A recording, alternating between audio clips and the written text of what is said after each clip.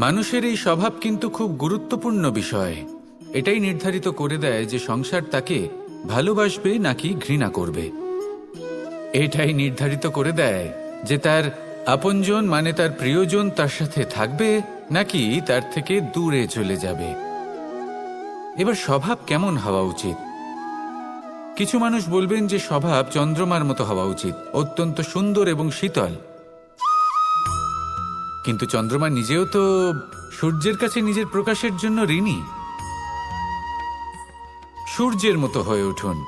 এই সূর্য যখন উদিত হয় তখন শান্ত থাকে, তারপর সারা দিন নিজে প্রজ্বলিত হয় এবং এই সংসারকে প্রকাশ প্রদান করে, যাতে এই সংসার নিজের কর্ম করতে পারে।